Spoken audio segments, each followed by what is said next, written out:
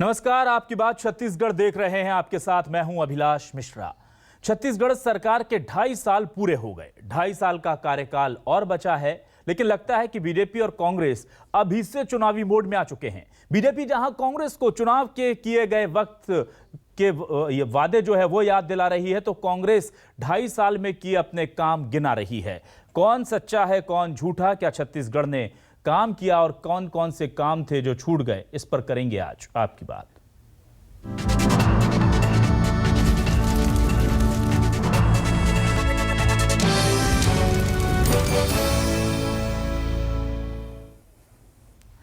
तो लगभग आधा कार्यकाल भूपेश सरकार का हो गया, लेकिन हां, यह बात भी हम बिल्कुल याद रखेंगे इस पूरी डिबेट के दौरान कि करीब 1.5 साल कोरोना ने जो तांडव मचाया पूरे देश में, उससे लेकर के बहुत सारी चीजें प्रभावित हुई होंगी। पर फिर भी वादा किया है तो निभाना तो पड़ेगा, क्योंकि सियासत में विश्वसनीयता की बड़ी अहमियत होती है। ऐसे में क्या आरोप लग रहे हैं, क्या दावे हो रहे हैं सरकार की तरफ से, सबसे पहले ये बयान जो है वो आपको दिखाने जा रहे हैं। भूपेश बघेल हमारे मुख्यमंत्री आदरणीय, उन्होंने कहा कि हम जो वायदे किए हैं वो उसकी पूर्ति करेंगे, चाहे जिस मत से भी करना पड़े। उन्होंने राजीव गांधी के नाम पर राजीव गांधी किसान न्याय योजना लागू किया और उसके जो राशि था उनके खाते में डाला। तो जो हमारे वादे थे वो हम लोगों ने बहुत से वादे जो किए हैं। जो बड़े वादे थे, चाहे वो कर्ज माफ़ी के हों, मैंने उन्होंने कुछ अल्पकालिक ऋण की माफ़ी नहीं कही थी, चाहे वो 2 साल की बोनस देने की हो, चाहे वो शराबबंदी हो, चाहे खाली पदों में भर्ती हो, चाहे यूनिवर्सल हेल्थ हो, जितने बड़े मुद्दे हों, वो सब में सरकार फेल रही। तो आपने सुना कि सरकार फेल हुई है और दूसरी तरफ कहा जा रहा है कि हमने काफी वादे पूरे कर दिए हैं। छत्तीसगढ़ में कितने वादे पूरे हुए हैं और क्या रह गया है, इस पर हम बात करेंगे। लेकिन पहले हम आपको दिखा रहे हैं न्यूज़ 24 मध्य प्रदेश छत्तीसगढ़ के सवाल। क्या है हमारे आज के सवाल, हम आपको दिखाने जा रहे हैं। ये वो सवाल है जो सीधे छत्तीसगढ़ की जनता ने पूछे हैं। छत्तीसगढ़ में कितने वादे पूरे हुए, कितने अधूरे, इसका हिसाब चाहती है छत्तीसगढ़ की जनता। बीजेपी आरोप लगा रही है और कांग्रेस काम गिना रही है। सरकार के 2.5 साल पर क्यों है छत्तीसगढ़ में सियासी भूचाल, इन्हीं तमाम मुद्दों पर होगी आज आपकी बात। और इसके लिए हमारे साथ खास मेहमान भी जुड़ेंगे। हमारे साथ खास मेहमान जुड़े हैं, हम उनका तारुफ करा देते हैं अपने दर्शकों से। और हमारे साथ जो लोग जुड़े हुए हैं उनमें है रामविचार नेताम जी, भाजपा के सांसद हैं, पूर्व मंत्री हैं, वरिष्ठ नेता हैं बीजेपी के। बहुत बहुत स्वागत है रामविचार नेताम जी आपका न्यूज़ 24 मध्य प्रदेश छत्तीसगढ़ पर। और प्रेम साय सिंह टेकाम जी हैं, कैबिनेट मंत्री, हमारे साथ जुड़ चुके हैं। टेकाम जी, बहुत स्वागत है आपका न्यूज़ 24 मध्य प्रदेश छत्तीसगढ़ पर। ठीक है, हम प्रेम साय जी सबसे पहले आपके पास जाते हैं और सवाल सीधा सीधा यही है, क्या आपको लगता है कि करीब आधे वादे पूरे कर लिए गए हैं, क्योंकि आधा कार्यकाल तो गुजर गया, और कौन कौन सी उपलब्धियां हैं आपको लगता है जो जनता के बीच में आप जाना चाहेंगे?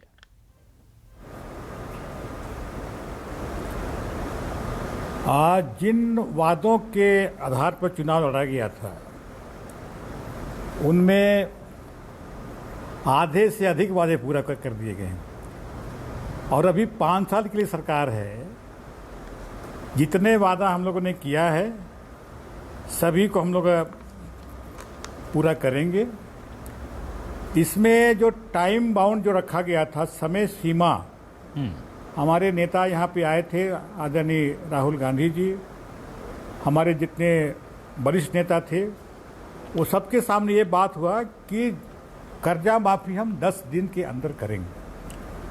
और जैसे ही शपथ हुआ मुख्यमंत्री जी का, 2 घंटे के अंदर शपथ लेने के बाद घर नहीं गए, सीधे मंत्रालय गए और वहाँ पे पहला फैसला जो हुआ, पहला जो निर्णय हुआ, एक किसानों की कर्जा माफी का हुआ। लगभग 13,40,000 किसानों का कर्जा, जो अल्पकालीन ऋण थे, जो अल्पकालीन ऋण किसी अन्य कारणों से दीर्घकाल में परिवर्तित हो गए थे, ऐसे समस्त ऋण को माफ किया गया।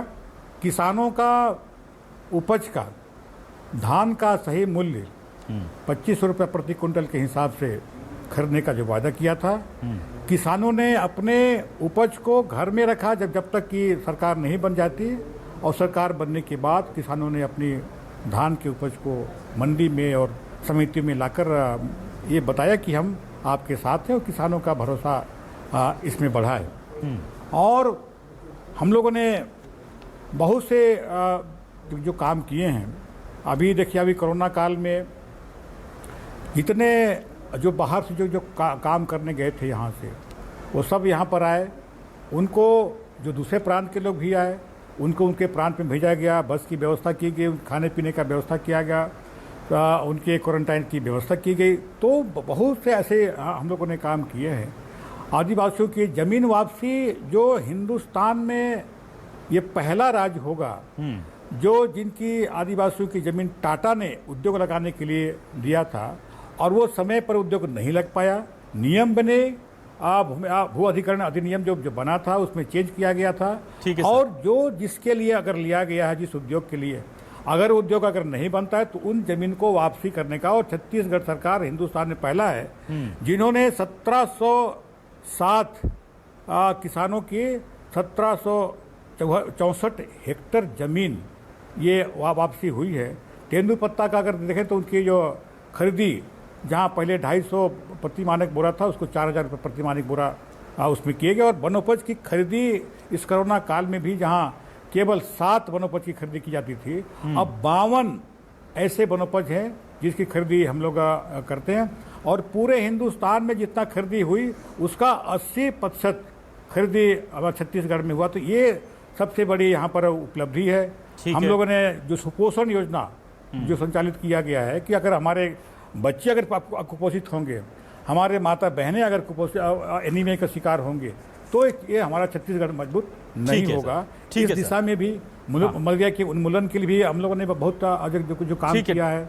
मनरेगा में नंबर 1 या यहाँ पर जो काम मिला है, बड़ी लंबी लिस्ट है। यहाँ पर जो उग्रवाद से जो पिछले सरकार ने उग्रवाद के नाम पर जिन आदिवासियों को फंसाया गया था, उनके ऊपर केस लादा गया था, ऐसे हमारे आदिवासियों के भी 726 आदिवासियों के प्रकरण वापस भी हुए। ठीक है सर, मैं समझ गया, आपके पास लंबी लिस्ट है। लेकिन जब इतनी लंबी लिस्ट है सर, तो फिर रामविचार नेताम जी को या बीजेपी को क्यों नजर नहीं आ रहे हैं ये काम? हम उनसे पूछते हैं। नेताम जी, ये तो बहुत लंबी लिस्ट लेकर के बैठे हुए हैं टेकाम जी और पूरी कांग्रेस गवर्नमेंट। आपको क्या लगता है, कौन से वादे अधूरे रह गए? क्या वो छोड़ दिए गए हैं जानबूझ करके? रोजगार का वादा, मैं चाहूँ तो आपकी कुछ मदद कर देता हूँ, और कुछ वादे हैं जो आपको लगता है यहाँ छूट गए?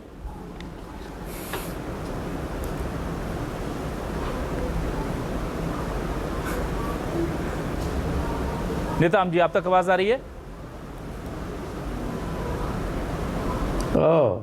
जी, ये प्रश्न मुझे अच्छा चले। नमस्कार जी डॉक्टर साहब, नमस्कार। नमस्कार भाई। डॉक्टर साहब के बड़ा जी नमस्कार। लुभावने नमस्कार डॉक्टर साहब। चलिए, वर्चुअली मीटिंग हो जा रहा है आपसे। आजकल हमारे छोटे भाई आपसे ये ठगी के शिकार बहुत हो जा रहे हैं। रामविचार भाई नहीं, रामविचार भाई आजकल ठगी के शिकार बहुत हो जा रहे हैं आप। नेताम जी, क्या आपको लगता है, बहुत थकते हैं, थोड़ा संभल के रहिएगा। नेताम जी, क्या आपको लगता है कि वाकई में छत्तीसगढ़ सरकार बहुत अच्छा काम कर रही है? काम तो इतना अच्छा कर रही है ना कि नरवा गरवा गुरवा वहीं से शुरू करते हैं, तेंदुपत्ता से शुरू करते हैं। 52 तरह के जो वनोपज खरीदने की बात डॉक्टर साहब कर रहे हैं, वहाँ से हम शुरू करें जी, कि सुपोषण योजना से शुरू करें, कि शराबबंदी से शुरू करें, कहाँ से शुरू करें? प्रदेश की इतनी बदहाल हालत है, इसके बाद भी अब डॉक्टर साहब की मजबूरी है, उनको तो बोलना ही पड़ेगा। उनको तो अपना कम से कम सरकार के लिए बाजा बजाना ही पड़ेगा। सर, ये तो कह रहे हैं पूरे देश का बाजा जो है पूरी तरह से बेसुरा हो गया है। नेताम जी, वो कह रहे हैं कि पूरे देश का 80% वनोपज तो केवल छत्तीसगढ़ ने खरीदा है।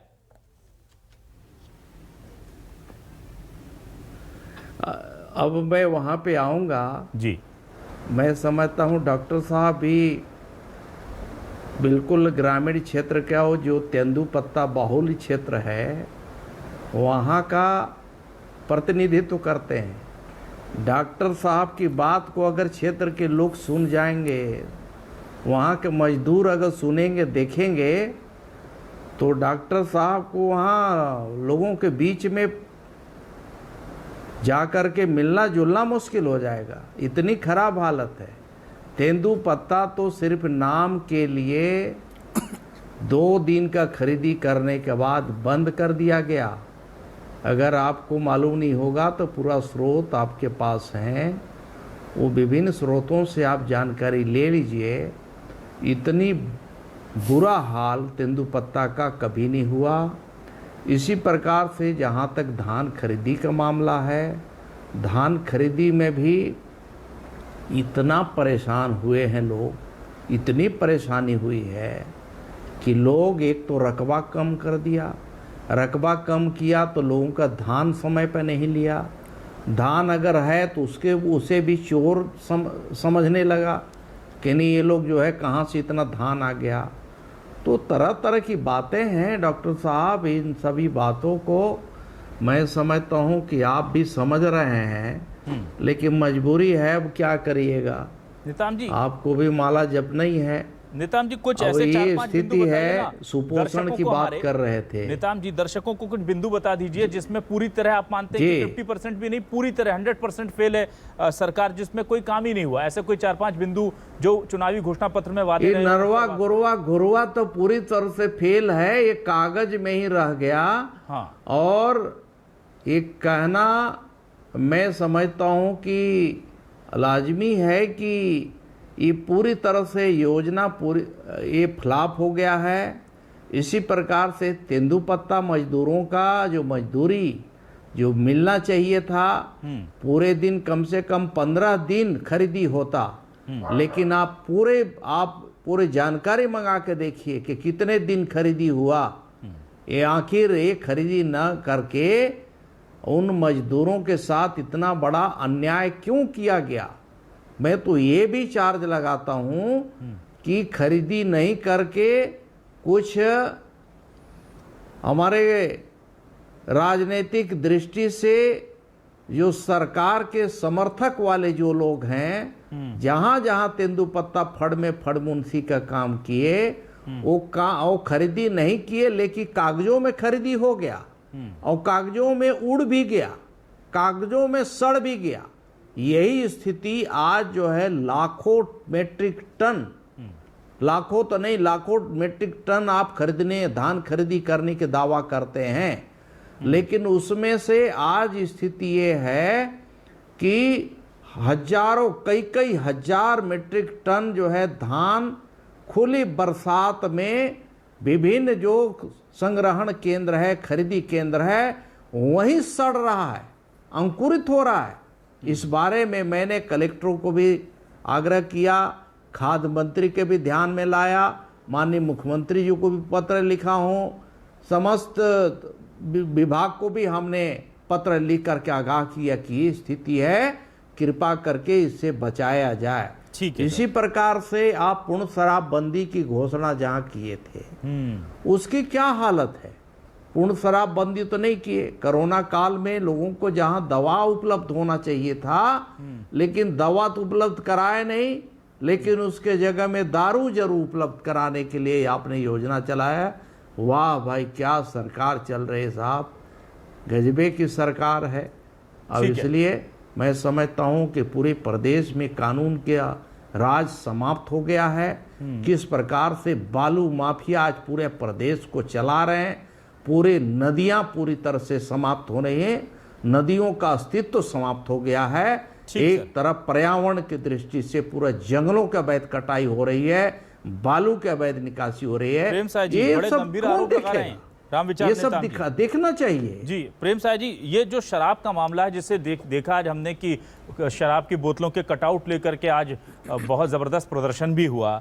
यहाँ ऐसा लगता है कि तमाम कोशिशों के बाद भी खुद को सरकार डिफेंड नहीं कर पाती, क्योंकि आप लोगों ने वादा किया था कि हम शराबबंदी लागू करेंगे, और फिर उसके बाद जो शराब को लेकर के जैसे जैसे डिसीजन आप लोगों ने लिए हैं, कोरोना काल में होम डिलीवरी करेंगे, घर से नहीं निकल पा रहे हैं तो चौराहों पे पहुंचा देंगे, वो भी नहीं हो रहा तो ऑनलाइन ले जाओ, वो भी नहीं हो रहा तो बाकी सब चीज़ें बंद हैं, मंदिर भगवान का मंदिर बंद है लेकिन हम आबकारी और ठेके खोल देंगे। तो ये सब जो चीज़ें हैं शराब को लेकर के, आपको लग रहा है क्या कि अब बहुत कुछ करना पड़ेगा वरना बहुत बड़ा मुद्दा है ये विपक्ष के हाथ? बिल्कुल, जो हम लोगों ने वायदा किया है शराबबंदी का, वो बिल्कुल हम लोग करेंगे।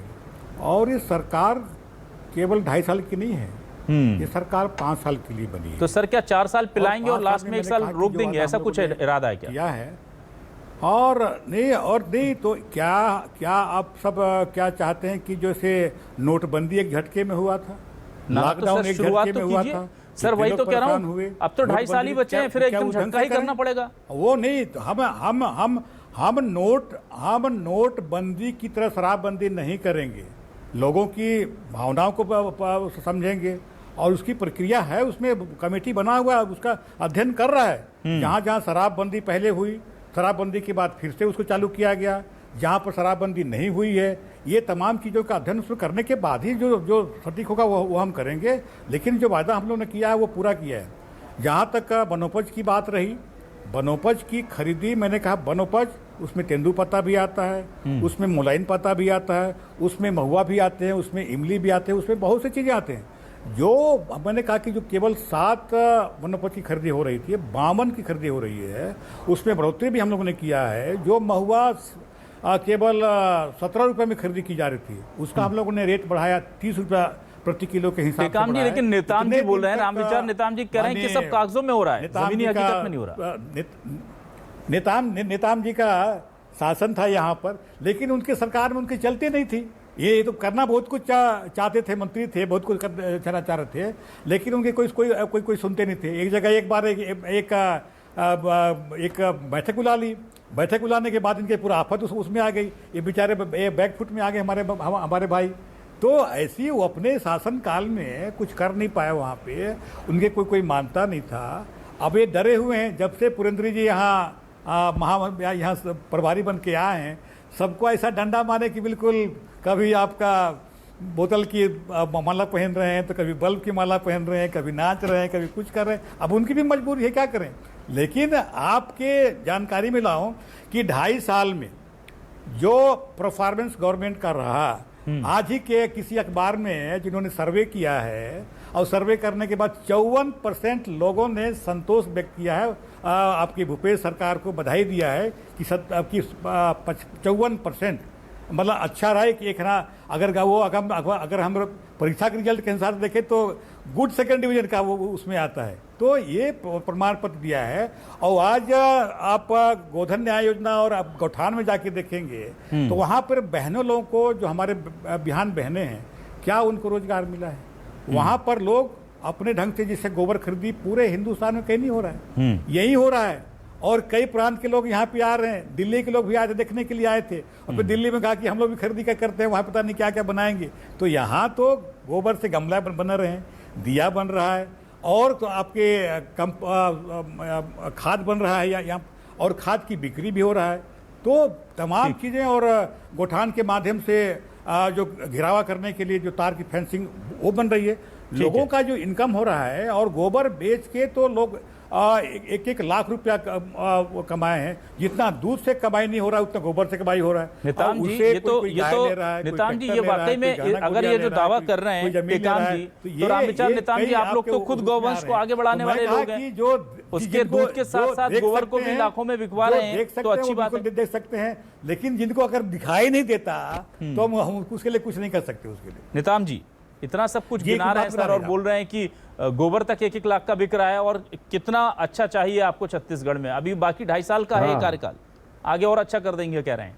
अरे 1-1 लाख नहीं साहब, डॉक्टर साहब तो बता रहे हैं वो 1-1 लाख कम बता रहे हैं। इनके नेता गाय का गोबर तो नहीं हो रहा है, उनकी गोबर तक खरीदी नहीं कर रहे हैं। जितना गाय नहीं है, जितने भैंसे नहीं हैं, उससे ज़्यादा गोबर खरीदी कर ले रहे हैं। उससे ज़्यादा गोबर पता नहीं कहाँ से क्विंटल में एक दिन में एक गाय इनकी जो है गोबर पैदा वो दे रही है। अब ये तो लाखों रुपया बताएंगे, क्या करोड़ों में भुगतान होगा, करोड़ों में।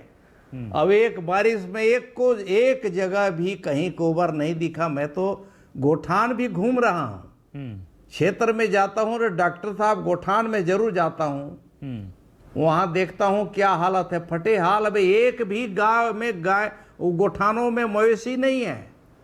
शहर में आप रायपुर में है, रायपुर के वीआईपी रोड में निकल जाइए, हाईवे में निकल जाइए, कहीं भी निकल जाइए ना, कहाँ है मवेशी? तो सब गोठान और बाकी जगह गौशाला में न रह करके रोड में पूरे रामविचार जी, एक बड़ा मुद्दा और है बेचारे, वो भी शराब दे रहे हैं। आप खुश हैं हमारे नाम से ये सरकार जो है। रामविचार जी, अंतिम सवाल है मेरा, क्या रोजगार को लेकर के सरकार की परफॉर्मेंस से खुश हैं आप? रोजगार तो तभी सृजन होगा जब काम खुलेगा। प्रदेश में चारों तरफ काम धंधा बंद है। सिर्फ केंद्र की योजना के द्वारा जो काम चल रहा है, चाहे नरेगा की योजना हो, चाहे अन्य योजना हो, वो काम जो है दिखाई दे रहा है। आप ये बताइए, 4,80,000 इतना आवास यहाँ की सरकार ने बनाने से, प्रधानमंत्री आवास बनना था गरीबों के लिए, ये आवास बनाने की असमर्थता जताई और कैंसिल कर दिया कि हम नहीं बनाएंगे छत्तीसगढ़ में। क्यों? उन गरीबों ने क्या बिगाड़ा था? ठीक है सर। ये सरकार के साथ सरकार का ये जो निर्णय हुआ, ये बहुत ही उनके साथ जो कुठाराघात हुआ है, मैं समझता हूं उन गरीबों के हित में भूपेश सरकार को फैसला लेते हुए जो 4,80,000 जो आवास उन्होंने अस्वीकृत किया है, उसे स्वीकृत करके बनाना चाहिए, जिससे कि उनका टेकाम जी, क्या सियासत इस कदर हो रही है कि गरीबों का हित भी अब नहीं दिख रहा है? बहुत गंभीर आरोप है। 4,80,000 गरीबों के मकान बनाने के लिए केंद्र सरकार पैसा दे रही थी और उसे मना कर दिया गया कि हम असमर्थ हैं बनाने में, पैसा लौटा दिया गया, ये कहा जा रहा है। छत्तीसगढ़ के विकास में जितना केंद्र सरकार रंगेबाजी करती है, उतना तो मैं कोई करता है। जीएसटी का पैसा दे नहीं रहा है, सेस का पैसा दे नहीं रहा है, सीआरएस का पैसा दे नहीं रहा है। जो यहाँ की जितना हमारी फेडरल स्ट्रक्चर में, संघीय व्यवस्था में जितना पैसा आना चाहिए, उतना पैसा तो दे नहीं रहे हैं, पूरा वसूल कर रहे हैं। आज जो महंगाई जो बढ़ रही है, पेट्रोल का रेट रोड बढ़ रहा है, 28 बार पेट्रोल की, तो ये क्या पीएम आवास का कोई प्रपोजल आपके पास आया है सरकार के पास? जो महंगाई बढ़ रही है, जो पैसा वहां से आएगा, हम क्यों रोकेंगे उसको? लेकिन पैसा ही नहीं आता ना वहां से। बात तो यही है। ये पूरी जानकारी हमारे भाई साहब को है नहीं, पूरा पता लगा कि कितना पैसा यहाँ पे आ रहा है। यहाँ हम क्यों किसी को रोकने का काम तो भारत सरकार कर रही है। हमारे प्रधानमंत्री नरेंद्र मोदी कर रहे हैं। यहाँ धान खरीदी में भी रोक रहे हैं। वहाँ पे जो पैसा जीएसटी का पैसा है, जितना आना चाहिए उतना आ नहीं रहा है, तो कैसे बनेगा? ठीक है, छत्तीसगढ़ सबके लिए है। ये फेडरल स्ट्रक्चर है, संघीय व्यवस्था है, जितना हमारा हक है उतना मिलना चाहिए। ठीक है, काम करेंगे यहाँ पे।